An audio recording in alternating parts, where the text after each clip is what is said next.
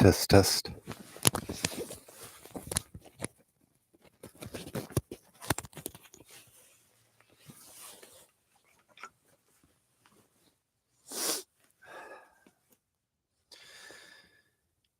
In 1982, Steven Spielberg made a movie about a magical, mystical, mysterious, otherworldly, paranormal, imaginary creature named Elliot. Good morning, wanderers. I'm Oz. Thank you for joining me live outside Lakeside on Wanderer Radio.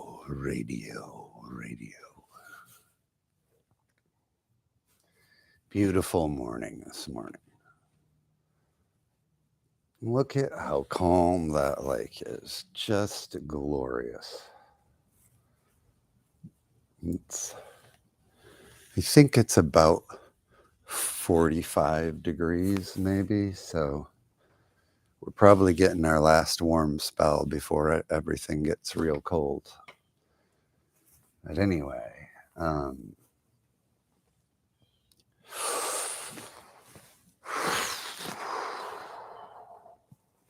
let's get into this. The movie E.T. has nothing to do with extraterrestrials.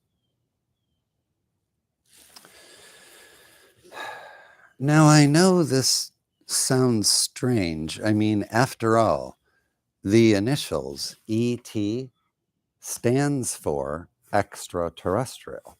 Therefore, the movie is actually called Extraterrestrial, the Extraterrestrial.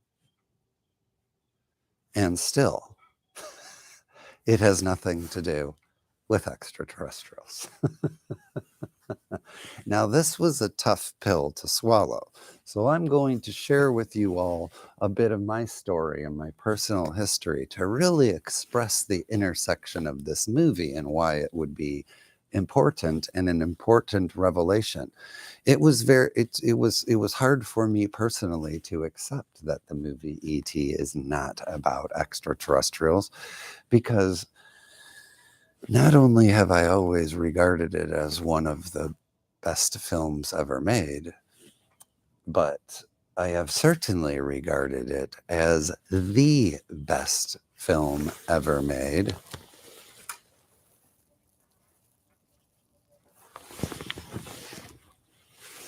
About extraterrestrials. And this is because one of the things I've been a lifelong enthusiast of is the extraterrestrial topic. And in particular, from a very young age, I've seen this phenomenon as positive. And that engagement with such a thing would mean love and great things for humanity and for the planet and all of that. Not to say there's nothing bad out there, but I thought the likelihood was incredibly favored loving contact, and therefore we should pursue it above all the other things that we currently pursue. In my view, that would be the thing to pursue of highest order. This was my lens as a kid, and so I've always been fascinated by this topic, and so I was very thankful to exist at a time when this movie came out, because here was a filmmaker who I was very inspired by, and I was a big fan of his. And so here is this filmmaker on the absolute height of his game, masterclass, and he's taking on as content the ET topic and showing them in a loving light. I mean, it was an intersection of a perfect storm of gloriousness in my view. So,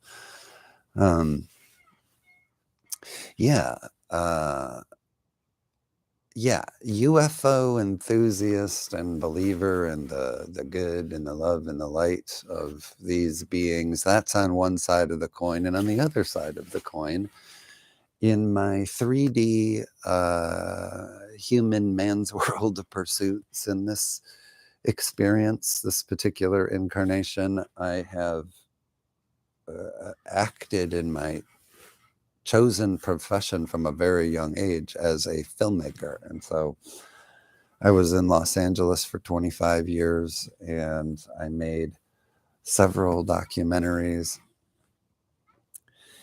And the reason I stopped doing it was because I felt like I was done. And this surprised me because when I was a kid, and what inspired me to be a filmmaker and move to Los Angeles in the first place was the idea of making these big Steven Spielberg type movies and telling those stories at that level. And I hadn't done that. So it was a surprise to me that there was a feeling of done. But insofar as filmmaking goes, from a very young age, I started doing this at about 7, and right away, so many of the fundamental concepts of filmmaking, like editing and the camera and all of that, it came very naturally to me. I was very into special effects and visual effects and stop motion, and all of this camera trickery was just like, is very, very natural. People would say, he's got a knack for it. He's got a knack. He's got a natural talent. Well, I think that in past incarnations, I have pursued filmmaking. And so that previously gained knowledge has come with me to this one. And so it kind of looks like a head start when you see it without the context. But I think it's just past incarnative work manifests at a really accelerated scale to get you up to kind of where you were, and then you can continue. So when I experience a feeling of completeness regarding filmmaking, I can ask myself, does that mean the whole creative expression of filmmaking as a concept, or does that mean this incarnation?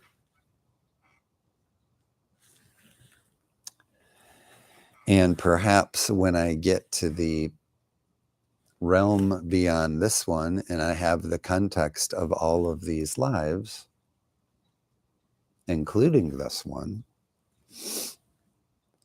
I will look at the whole filmmaking journey of which this is just a part, and then I will make a determination. Is that experience complete for me, or is there still more to do? Because if I decide to come back, if I decide there is more to do, there's more I want to do, and I come back and I'm doing another run at this, if I come back with all of the knowledge I have gained from this incarnation, and I try and do this again, I will be Steven Spielberg by 25.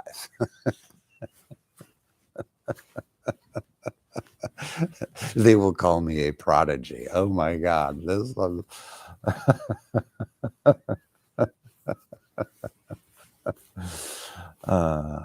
maybe there's more in this life. Who knows? In this life. Maybe there's more in this incarnation. Gotta clean up my language there. So anyway, I came up with this crop of filmmakers. If you would have gone through my film school in the early 90s, you would have found like half of the students were from this crop of filmmakers. It was as if Steven Spielberg and George Lucas got together as a couple and they spawned this entire generation. Those two filmmakers inspired a whole generation of filmmakers who are like, all around the same age. So for me, I don't know how old I was, 5 or so when I saw Star Wars in the theater, blew me away. And then in 82, I would have been 9, seeing E.T. in the theaters and blown away. And so these things really set me on a path of the power and the effect that filmmaking can have in inspiring minds and opening minds. And so it was from that perspective and that point of view that I got so excited and followed the path.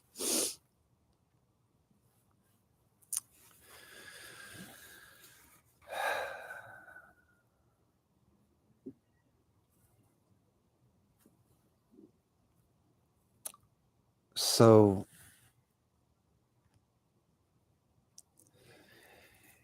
a lifelong student, enthusiast, and adventurer in filmmaking, inspired by one viewed as an all-time master, takes on another topic, the extraterrestrial topic of great inspiration as well, handles it with love, and creates what is, to this day, adjusted for inflation, the 4th highest grossing movie of all time.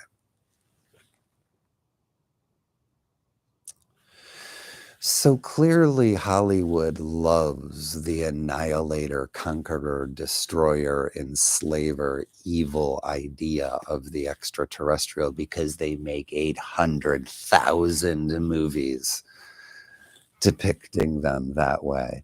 And how many ETs are there, despite the fact that adjusted for inflation, it remains the 4th highest grossing movie of all time? Why is that? Why can't we follow the money? We're told you should be able to follow the money, but we can't here because the money points to ET, points to many, many movies like that. We don't have that. Just a little criticism of Hollywood. I worked there for 25 years. I got my opinions. I've earned my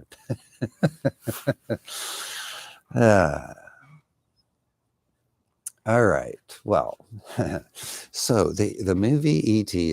is not about extraterrestrials. So I guess I told that whole story as a fun wandering diatribe here on Wanderer Radio into like why it was a challenge for me to accept my own conclusion that ET has nothing to do with extraterrestrials. There just came a moment where I understood what it was really about.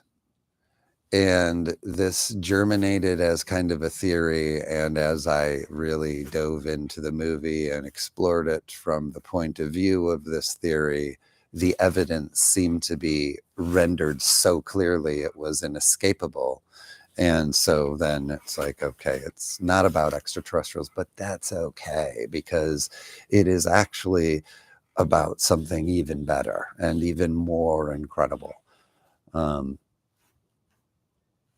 Which few things are compared to the extraterrestrial topic. In my view, it's one of the most incredible, fascinating things. But this is bigger. This is bigger. The character who is playing you in the movie E.T. is E.T. E.T. is playing the character and is playing the character of the real, true, higher self, Holy Spirit, Holy Ghost, higher beingness version of you. This is the version that is aware and has memory of all past incarnations. This is the one who plans incarnations. This is the one who experiences those incarnations and then returns to the totality, what we commonly call the higher self or the Holy Spirit.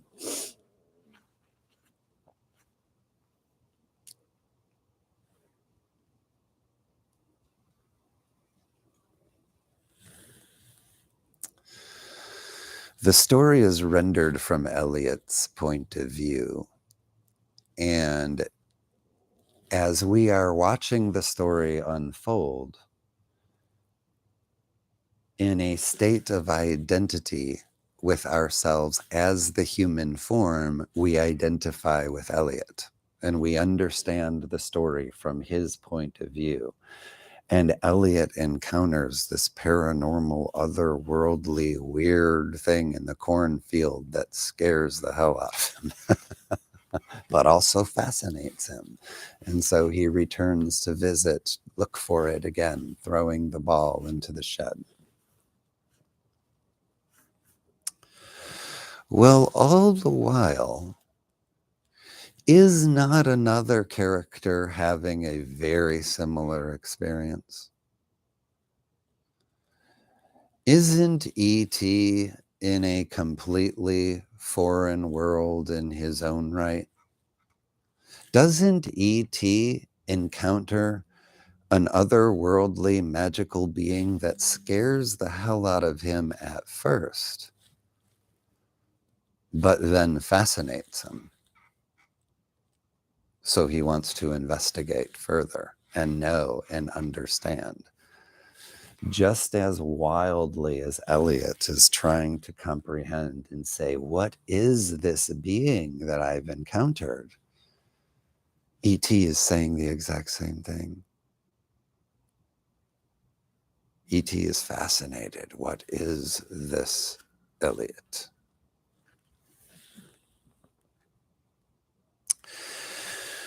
When we first meet the peoples who are the ETs, the people from whom ET comes, and of course they land on the planet here because they're looking to collect vegetation samples. A reinforcement, of course, that these beings are peaceful and loving and here without any ill intent. They're collecting plants. What could be more gentle? And of course, humans show up and interrupt the project. The ETs have to leave, and ET, the ET of fame in the story, is left behind.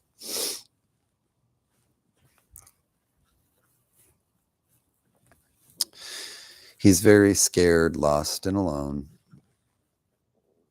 and he encounters Eliot. And it would seem this encounter with Eliot pivots away then from the fear and whatever and becomes more of a curiosity.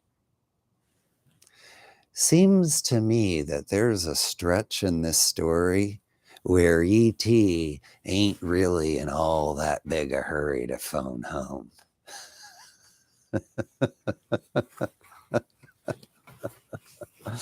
He doesn't go right into Eliot's room and start collecting the crap.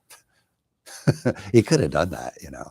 The movie could have been 20 minutes long. E.T. could have gone into Eliot's room, grabbed all the crap he needed for the phone, headed out to the woods, and been gone. This summer, a short film from Steven Spielberg. He don't do that, does he? Eliot's leaving a trail of chocolatey treats from the woods to his house because Eliot's fascinated. But isn't this other entity also? Quite enamored with the chocolates. This entity wants to know. And so this moment that E.T. first encounters Elliot in the cornfield and first encounters the idea and the concept of an Earth human existence, this would equate to whatever moment there was for you in your eternal journey where you, as your higher beingness, first encountered the idea of life in a plane of existence like this, what we call Earth. At some point, somebody somewhere somehow exposed you to the idea of what that was, what that offered, what it could be. And you were intrigued and you wanted to understand it and you wanted to know it. Plenty of people, plenty of things were presumably at that time exposing you to all manner of realities that you could have chosen to investigate, but you didn't. This is what intrigued you. For your reasons, unique to you, you were intrigued by this and began an incarnation or incarnative cycle. In other words, at some moment, the Earth human existence appeared into your awareness as if a flashlight on a scared little boy's face that you meet in a cornfield, and he runs away. And that, what is that? And I have to know what that is. And I have to understand that. E.T. is absolutely as fascinated by Elliot as Elliot is by E.T. And that is how fascinated you were by the concept of the Earth human existence incarnative cycle that attracted you here. You were E.T. and you decided you wanted to know it. And you descended down here from your infinite, eternal place to explore the finite, mortal experience of Earth human. When beings come from space, as they do in the film, we really don't know what home and travel and their life looks like. It is kind of infinite from our perspective. It's so big. It's so incredibly vast and seemingly limitless. It's effectively infinite. And we have no idea how old E.T. is or how old the E.T. peoples are. But when beings arrive here in a craft that can travel between stars, we tend to think old, very old, ancient, may as well be immortal, aka eternal.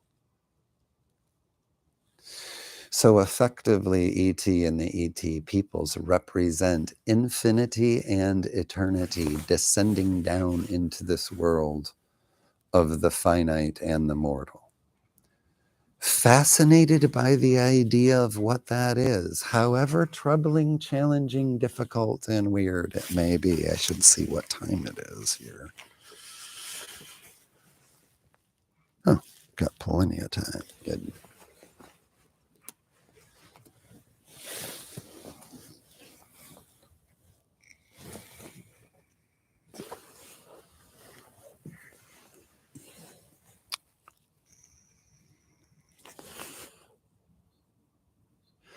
Here's the money part.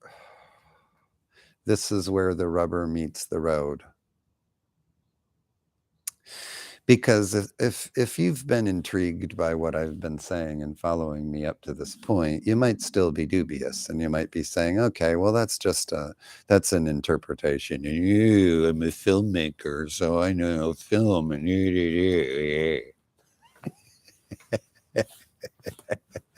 I love going 3D sometimes. I like to go full 3D.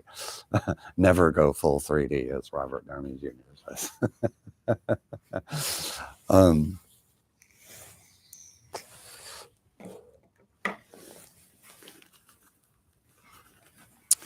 You might be dubious of this theory thus far and say that's just an interpretation. And I would be with you because remember, my confirmation bias when I was first exploring this theory was I want the movie to be about extraterrestrials. I'm really attached to that idea. I really don't want to let go of that. But this was the point when this theory, if you will, became incontrovertible to me.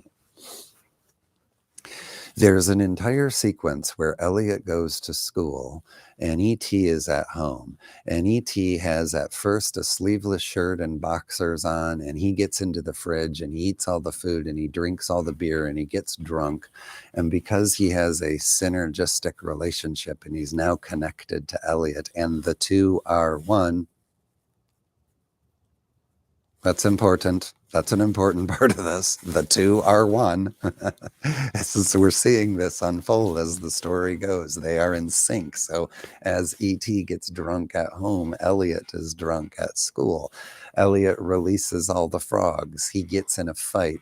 There's a love scene on TV. So E.T. is seeing the love on TV, eyes getting big. He's falling in love, and Elliot kisses the girl at school while chaos is totally unfolding.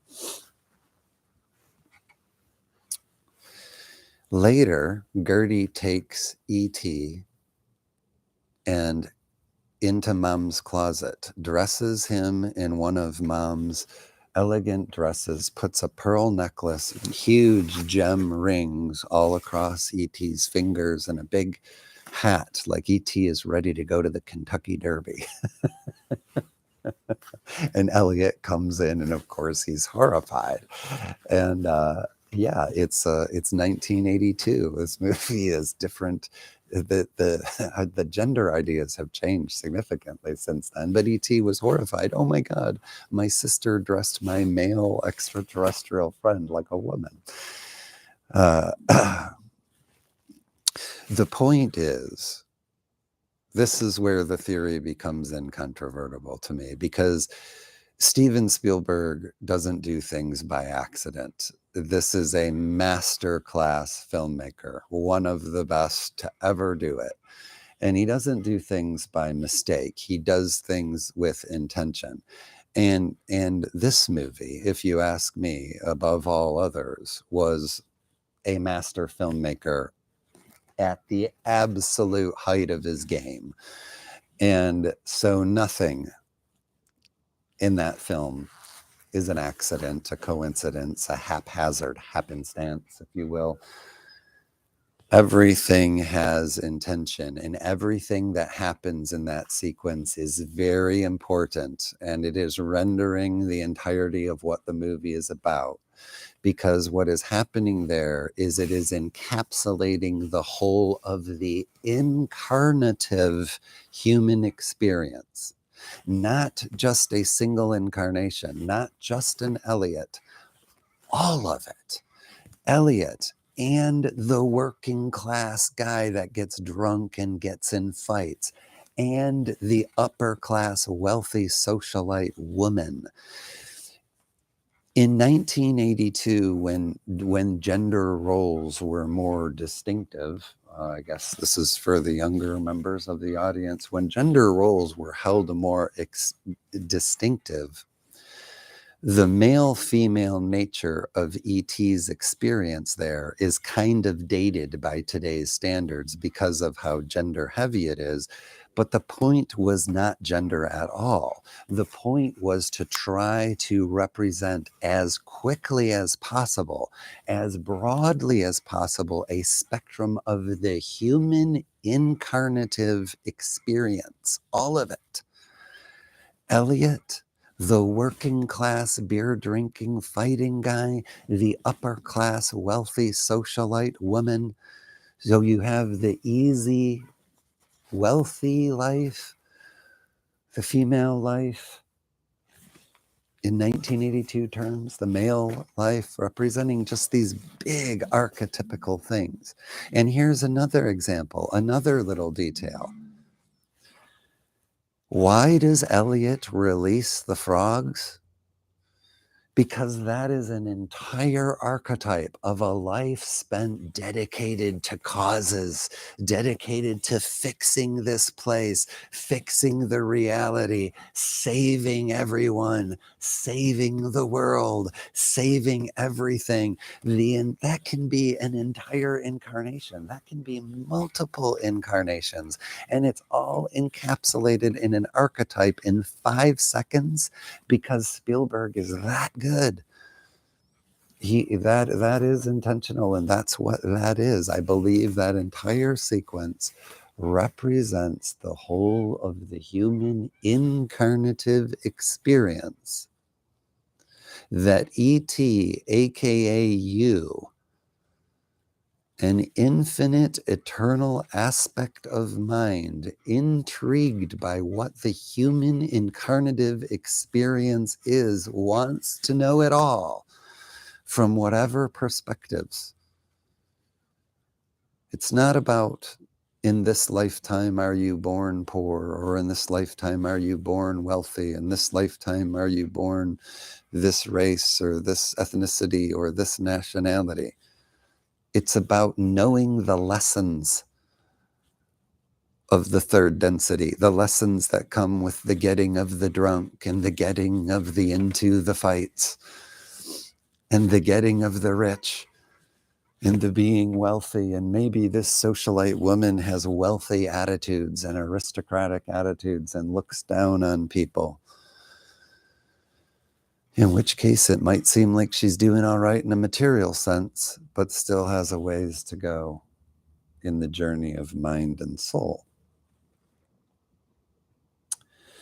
But the idea is to say that you, aka ET, the infinite eternal aspect that came down here and was fascinated by the human experience, a curiosity ignited by the first encounter with Elliot, and experienced thoroughly through the sleeveless t-shirt, drunken fights, and through the socialiteness and the pearl necklace and the rings.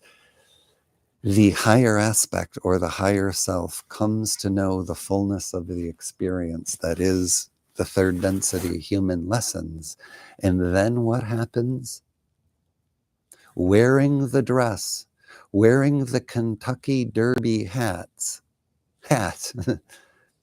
the giant gemstone rings still on the fingers as the hand points up toward the window. Home.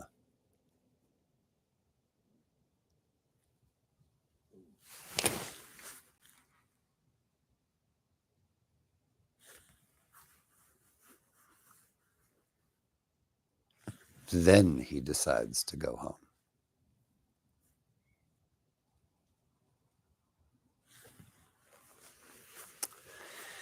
It's almost as if he forgot all about home for a while.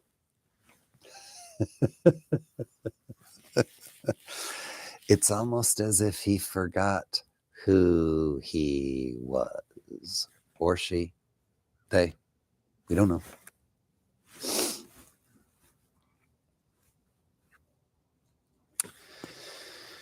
You might say E.T. got lost here for a while, wide-eyed and fascinated by Elliot's toys and Elliot's closet and Elliot's life and the food.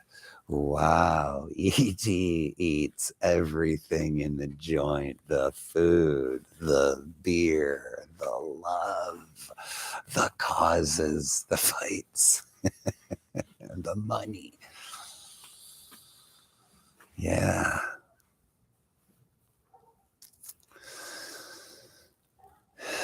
And when it's time, when the experience is done, it's time to go home. E.T. gets the technology together I argued earlier that E.T. could have done this in the first 30 seconds of being in E.T. in Elliot's room. Just take Elliot's crap and just walk out the front door. Yes. So now, after all that, it's time to go home. So the call is made. The call is heard. The pathway home can now be seen, but what remains is E.T., aka the infinite eternal being's attachment to the boy.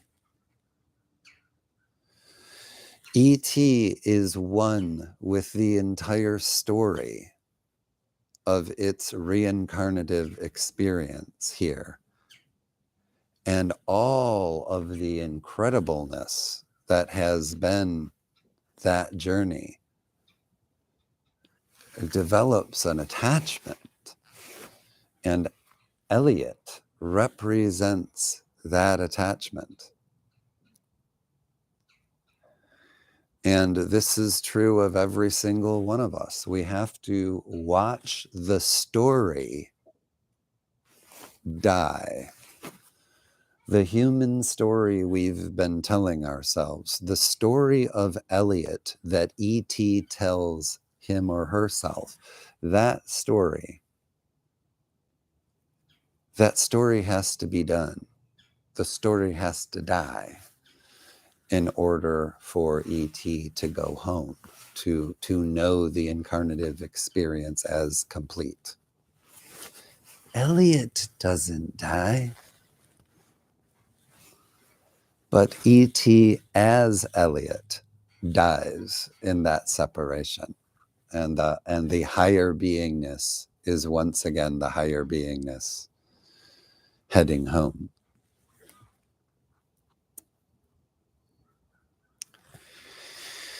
If we are to ask ourselves who is more real in this scenario, Elliot or E.T., it would be my assertion that E.T. is more real than Elliot.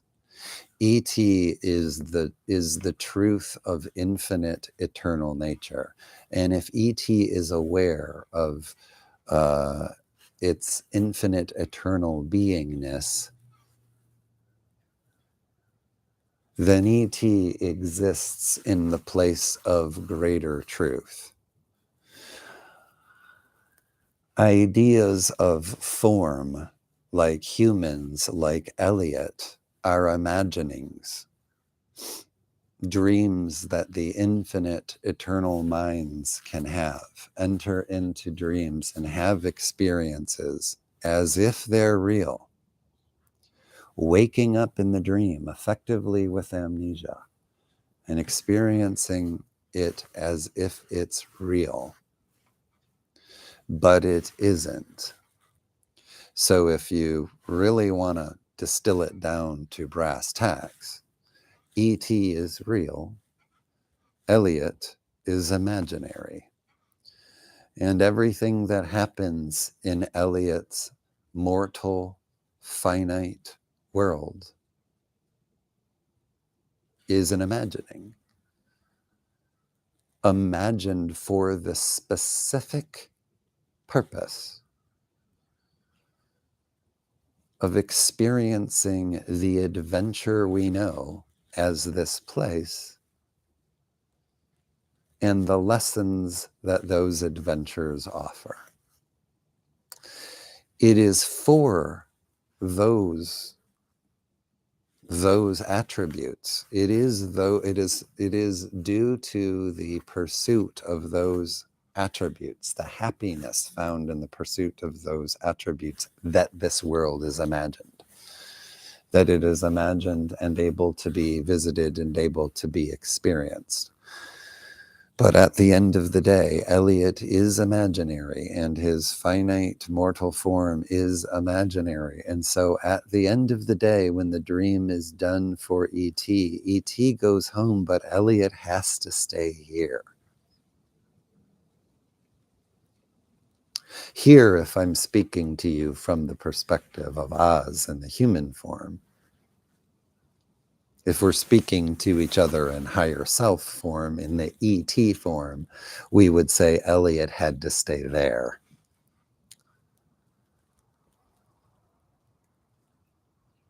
Elliot had to stay in that realm of imagining. Perhaps to play host to another adventure of another ET, from a completely different space and time, wondering about the Earth human experience. So if E.T. is the story of your journey as a higher self, higher being, Holy Spirit, reincarnative journey through a world of imagined forms, if that's really the story, if that really is what E.T. is about, then perhaps you've arrived at agreement with me that the movie E.T., the extraterrestrial, otherwise stated as extraterrestrial, the extraterrestrial has nothing to do with extraterrestrials. Thank you, wanderers, for joining me this morning on today's broadcast live outside Lakeside on Wanderer Radio. In the love and light of the infinite creator. Until next time, wanderers.